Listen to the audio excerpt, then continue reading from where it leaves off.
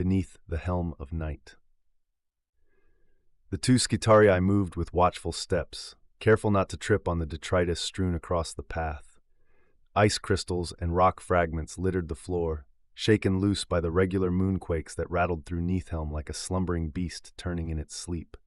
Servitor crews cleared the tunnels daily, their loaders sweeping up debris, but each tremor undid their work. The stone would always reclaim the paths. They walked in silence beneath the low, reinforced ceilings, architectural relics of the ruined city the moon base had been built atop. Squat in origin, most likely, the ancient structures were built for shorter beings with stockier frames.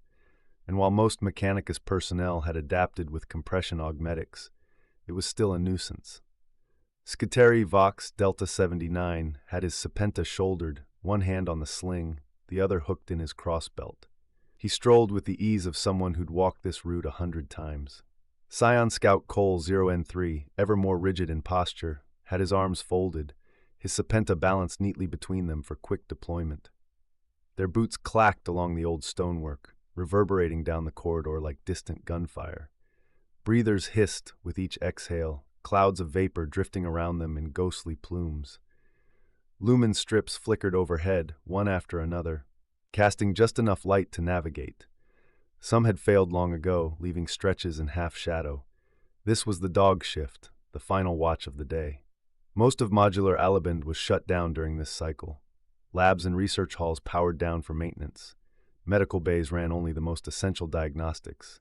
Only the command deck, nestled above in the Iron Hand's orbital oversight hub, kept its systems fully alert. Patrols still ran, of course. Archmagos Damia Veratrix insisted on it. There is no threat, she had once said, but the greatest threat is always that belief. An interesting viewpoint Magos Tiberius translated to his men as expect the unexpected, and you will not be surprised when it comes. Even the orcs, during the war, had never breached these lower levels. Still, the patrols went on. Complaints were few. Those who voiced them too loudly often found themselves reassigned to the furnace world of Furburg, where Skitaria augments fried under the sun and servitor grease turned to ash. No one wanted that. So Delta and Cole walked. Each day, they picked a different route. It took nearly a month to cover the entirety of the lower levels. Not that it mattered, there was nothing down here.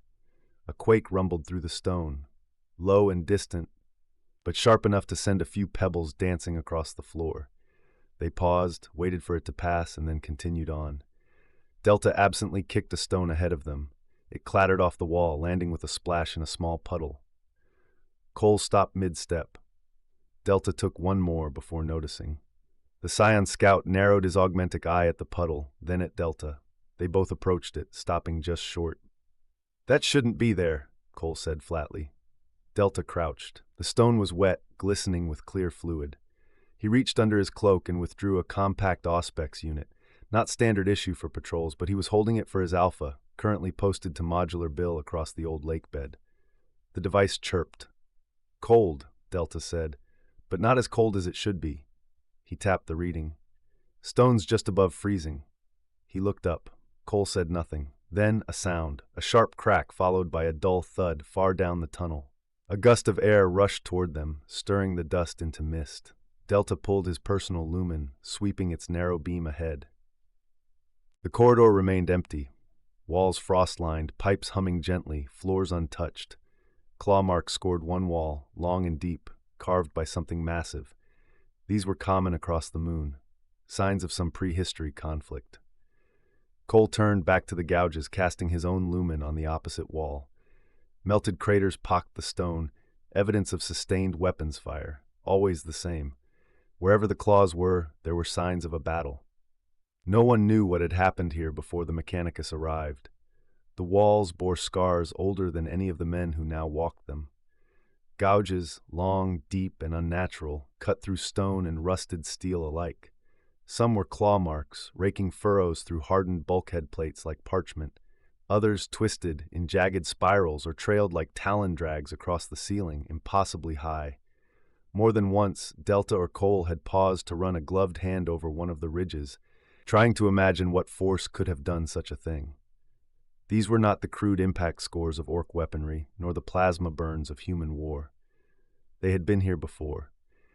Etched into the bones of the moon long before modular Alaband was constructed, long before the terraforming guilds descended into the ruins. When the original Mechanicus expeditions discovered Nihthelm, they found these marks sealed behind collapsed tunnels and fused doors.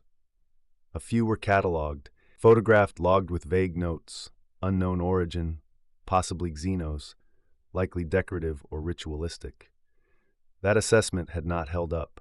Some marks were found embedded in collapsed bunkers from the pre-imperial settlement, slicing clean through defense panels reinforced with adamantine composite. No creature known to the Adeptus biologists had talons that shape, nor claws that could cut through metal. And wherever the claw marks appeared, there were always the other signs. Walls blackened by energy discharge, the melted stubs of old defense turrets, broken bulkheads with no sign of entry or escape.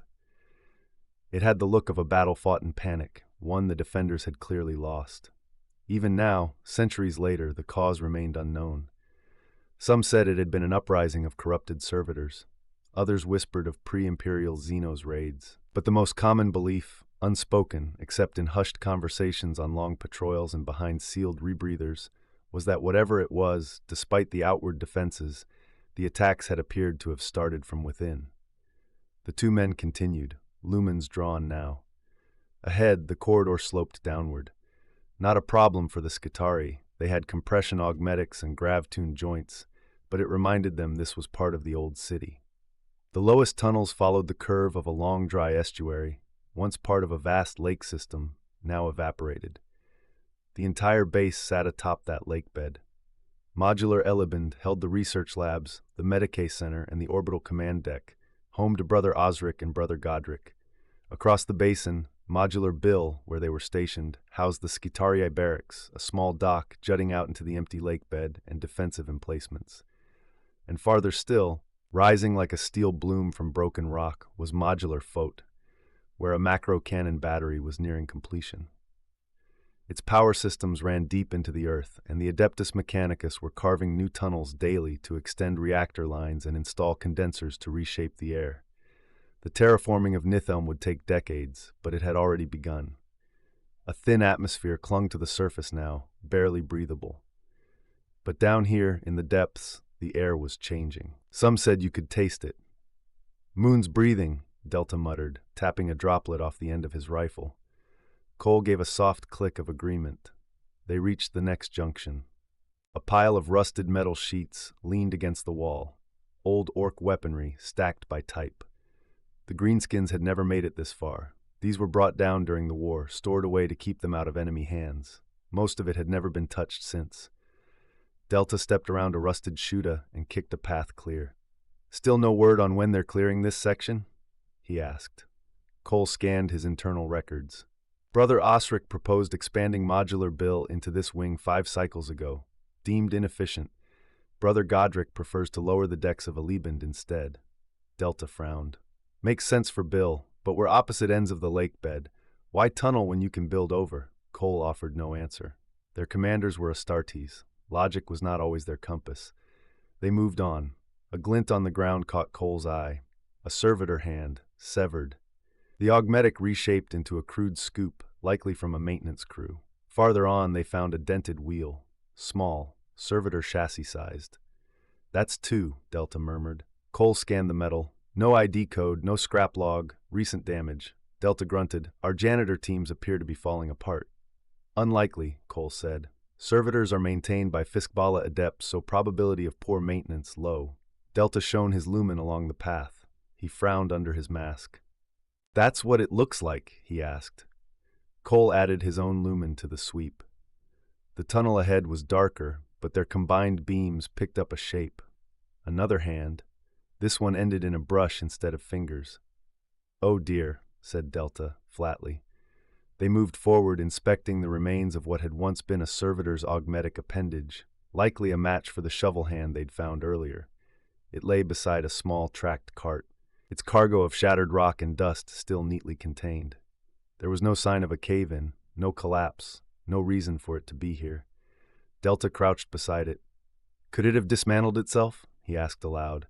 Given how stupid servitors could be, often taking orders so literally they caused more problems than they solved. It wasn't the worst theory.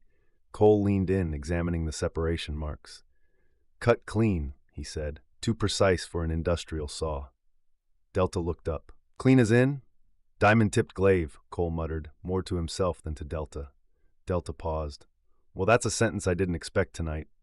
"But the Skitarii and Modular Bill don't use glaives," Cole continued. "Only those stationed at Fiskbala, since the incident." Delta nodded, recalling it. "The octopus?" "Octopus," corrected Cole, grimly. Gene-spliced cleaning strain, escaped containment, got into the ducts. Took 3 weeks to hunt the last of them down. Delta chuckled. "I remember. Stank so bad half the officers had their smell centers removed." Cole gave a single nod. "And replaced with Vox boosters." Another tremor rolled through the stone beneath them. Dust danced in their lumen's beams. Delta turned slowly, scanning the shadows. He raised the brush hand. "I suppose they'll be able to put him back together," he said, "assuming we find the rest of him." Cole stepped beside him and pulled the Vox speaker from Delta's backpack. "I'm calling it in," he stated. Delta didn't look up. "And what are you going to call it in as?" he asked. "Warning, one servitor missing both hands, presumed rolling in circles on 3 wheels.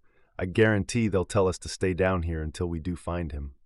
Cole stared at the Vox for a moment, then clicked it back into its holder. "Point taken," he said. They moved on, into the dark. Ahead, the lumens were missing for the next 3 sections. The glow of Delta and Cole's personal lights swept along the walls, gray stone, then blackness, then gray again. They both stopped. "Gray stone, black and gray again," Delta muttered. Cole said nothing.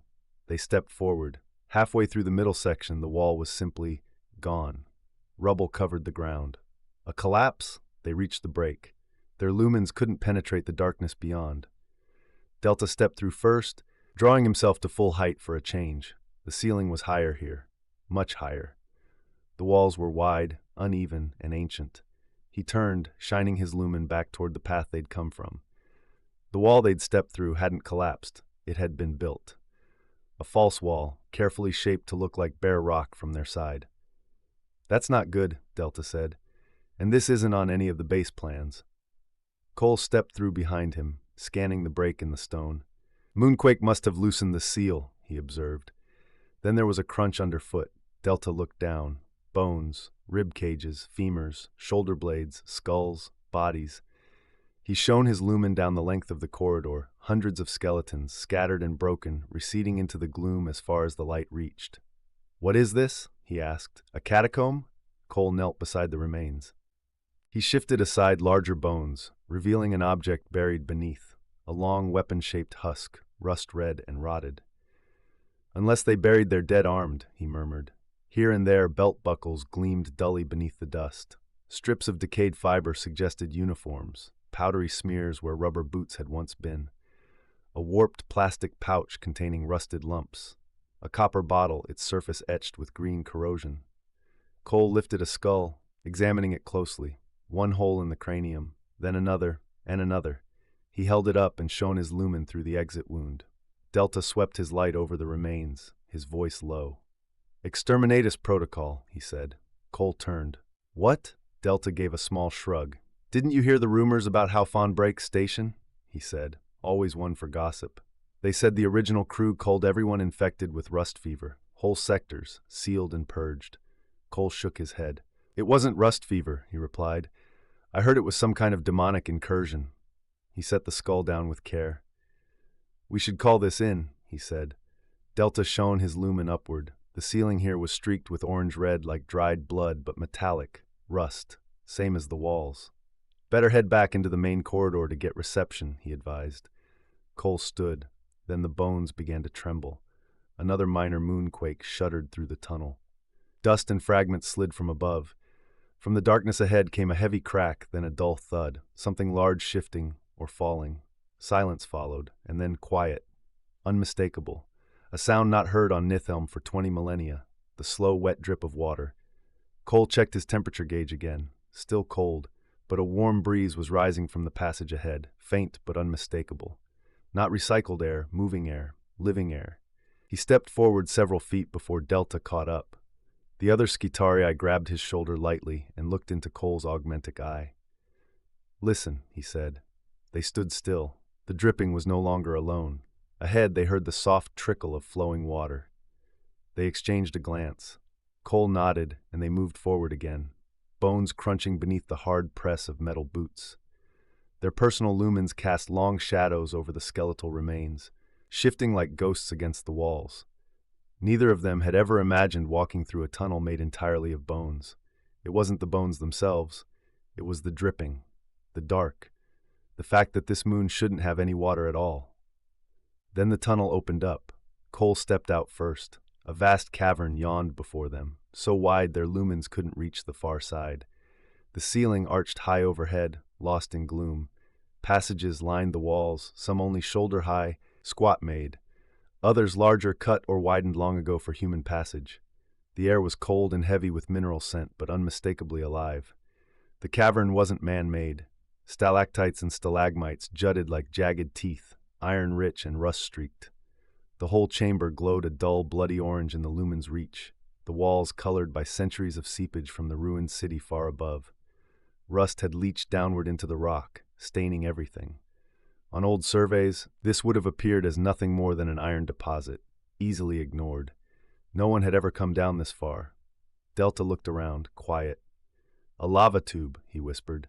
Cole nodded slowly. It made sense. During the moon's formation, lava tubes would have carved through the subsurface. The original settlers must have expanded them, used them to run water, supplies, transport lines, maybe even entire subsettlements. Maybe once, this chamber had been lit with lumen strips and echoed with foot traffic and industry. Now it was silent, save for the running water. It stretched across the cavern floor, dark and still. A subterranean lake, its surface half frozen. Jagged crystals jutted up from the shallows, and frozen waterfalls hung like chandeliers where upper channels had once flowed freely. Ice clung to the rock in thick sheets, rippled with age.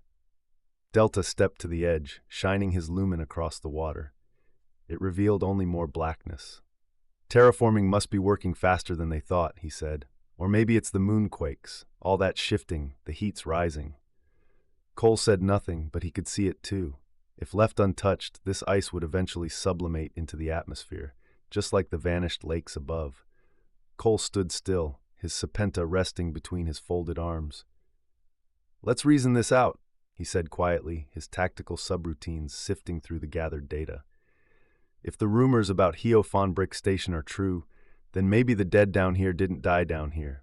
Maybe they died on the surface, thrown into the Great Lake above, or dumped into the colony's sewers. The currents could have carried them down here." He paused, gazing over the lake's surface. This might be nothing more than their final resting place. Bones washed in over time. Already half rotted, maybe stripped by the current. That would explain the mess. Delta nodded slowly, scanning the dark mouths of the other passages. So all these tunnels could have been flooded, more remains in every direction. "That's my reasoning," Cole confirmed. Delta tilted his head. "Then why seal up the walls?" Cole gave a small shrug. "Could have been done centuries before the end. Maybe they tried to stop the lake from draining into the infrastructure tunnels. Or maybe they didn't want anything coming out. We've got no records, just guesswork."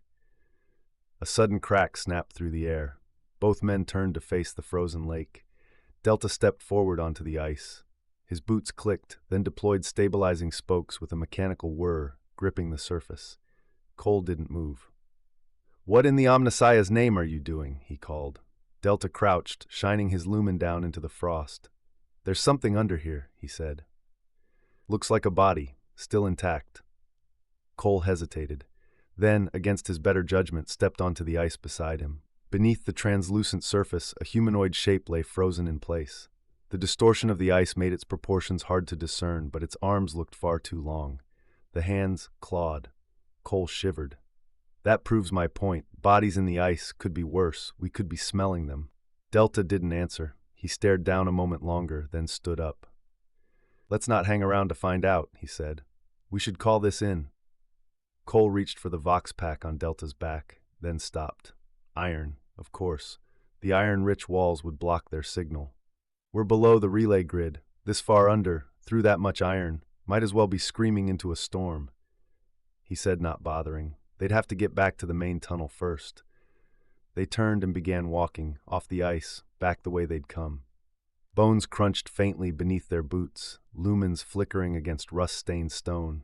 Neither looked back. They didn't notice what lay just beyond their reach, where the light no longer reached the lake. Holes. Human-sized voids in the ice sheet. Scattered ice shards surrounding them, as if something had dug its way out. Once they were back in the corridor, Cole took the Vox transmitter from Delta's pack. He exhaled slowly, then keyed the line open. "Modular Bill Command. This is Scout Cole 0N3, he said. "Tunnel 41C, approximately 300 feet from Junction 6. We have a possibly damaged servitor and—" He paused, trying to find the right words. "And we've found a breach in the tunnel wall, leading to a possible mass burial site and an underground lake." He clicked off. They waited. Delta leaned against the wall, one hand on the strap of his Sepenta, back turned. "They're going to make us wait down here, you know," he said flatly. Cole ignored him, checking the channel status. No reply. He keyed the Vox again. "Modular Bill Command, are you receiving me?" Silence. The corridor loomed around them. Part of the lumen strip was still out, only their personal lights pushed back the dark. Something wet splashed, a droplet striking Cole's pauldron. He looked up. "Modular Bill, Vox check," he tried again. Still nothing. Another droplet hit stone, this time with a soft plink. "Scout Cole N3 to any station on this channel, Vox check," he said, more urgently now. Delta turned slightly, the Vox cable pulled taut across his chest. He looked at Cole. Cole met his gaze, then repeated slower, "Any station, Vox check." Delta adjusted the strap on his rifle. "Could be a down transmitter," he offered. Cole stared at him for a moment, eyes hard behind the lens. "Yes, a down transmitter," he said, without conviction. His gaze lingered on the dark corridor stretching ahead. The ceiling felt lower now, the shadows heavier. "Let's head back to the nearest checkpoint," Cole said. "We'll call in on a hard line." Delta nodded. Cole replaced the Vox unit, clipped it in place, and they turned as one, beginning the long walk back along their patrol route. Their footsteps echoed behind them, and somewhere in the dark, another droplet fell. It took them nearly half a cycle to reach the nearest relay station. The Mechanicus adept who normally manned it was absent. His chair was neatly tucked under the table, and the equipment stowed in perfect order. Cole shook his head. It wasn't unusual. An adept could be called away to diagnose a machine spirit fault or attend a systems check in another section.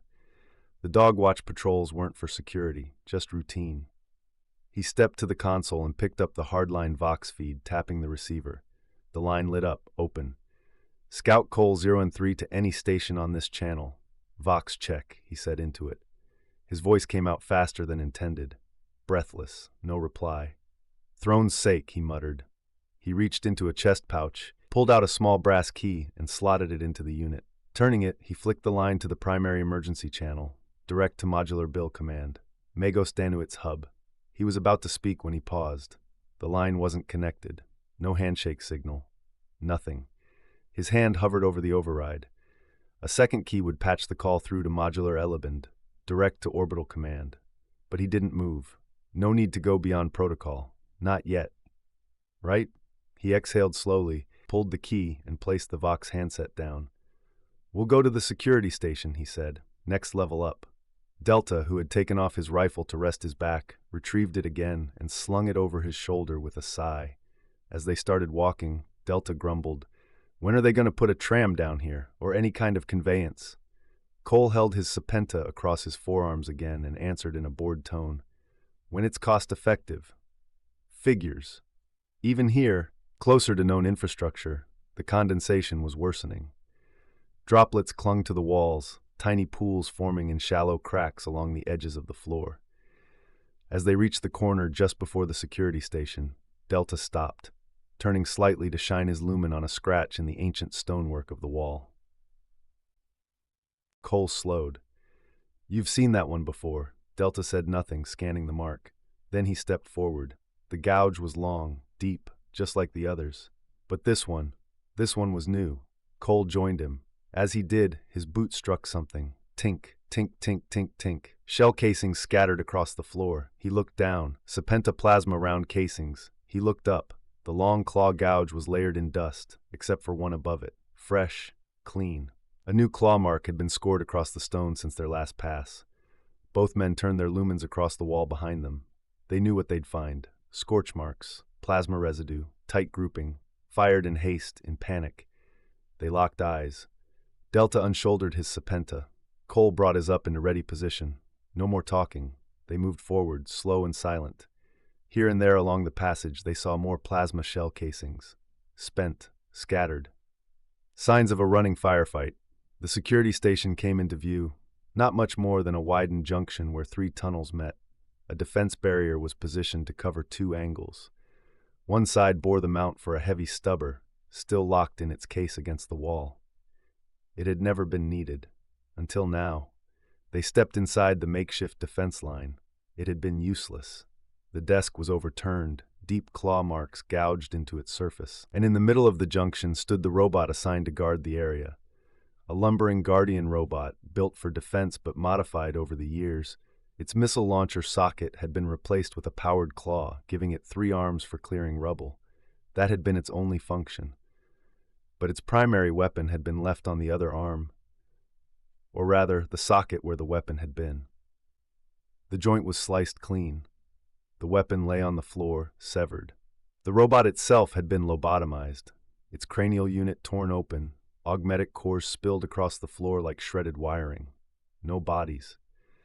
But a trail of blood led from the junction toward one of Modular Bill's lower entrances, 2 levels below the main barracks. The trail went in the direction they were heading. Weapons ready, Cole and Delta advanced with extreme caution, moving up the narrow staircase toward the pale brass hatch that marked one of the lesser-used entrances into the Mechanicus complex. The hatch was open. Claw marks surrounded the frame. The reinforced brass bore deep gouges that hadn't been there before. Shell casings littered the threshold. They stepped through the hatch. At once, the stench hit them. Not rot. Nihthelm was too cold for that. But burnt oil, ozone, and the copper tang of cooled blood. The lumens flickered above, half of them dead. In their stuttering light, the scene unfolded. Tables overturned, chairs scattered like teeth. The floor was littered with shattered mugs, spilled synth coffee soaking into scattered datasheets and pooling in dark puddles beneath broken terminals. A bent tray lay underfoot, crushed where someone had stepped or fallen onto it. A sign above the mess hall doorway swung gently on one chain. Refractory, Bill 03. It creaked as it turned, casting a thin, slow-moving shadow across the debris-strewn floor. Cole's boots crunched across a carpet of spent plasma casings and broken glass. Near the back wall, the cogitator station was a shattered mess. Screens cracked, a servitor interface arm twitching weakly, its optic lens dim and whirring as if locked in a feedback loop. Bodies lay scattered in awkward positions, none of them dignified. A Skitarii staff sergeant slumped over a collapsed table, his chest plate peeled open like a ration tin. A collapsed Mechanicus adept sprawled near the far wall, fingers still outstretched toward a burst Vox panel, cable lines sparking behind him in rhythmic pulses. Scion Scout 9 was by the north hatch, slumped against the doorframe. His pistol was still gripped tight in one hand, but his chest was torn open in a wide, unnatural arc. The firing line had held, briefly, but something had come through. Delta's lumen passed over the walls. Shallow claw marks trailed along the steel paneling like scratches from something pacing, watching, waiting. From above and far off came the sharp burst of Serpenta fire. Then a scream. Cole and Delta snapped to alert, aiming toward the upper stairwell door. A shadow moved. Something shifted just beyond the lumen's reach. They froze, weapons aimed, Cole's Serpenta aimed steady, and Delta's Serpenta with a slight tremble. The silhouette stepped forward, claws gleaming, black and hooked, scraping softly against the ferrocrete floor. The thing stopped just beyond the edge of the light, and it looked at them. Its eyes were old, not aged in the human sense, but ancient, wrinkled with too much time, hollow in a way that suggested memory long rotted to instinct. Eyes that had seen too much and forgotten none of it. It still had the shape of a man, but only just. Hunched forward, its center of gravity had shifted unnaturally. The alterations to its form were crude, violent, its lower limbs no longer human.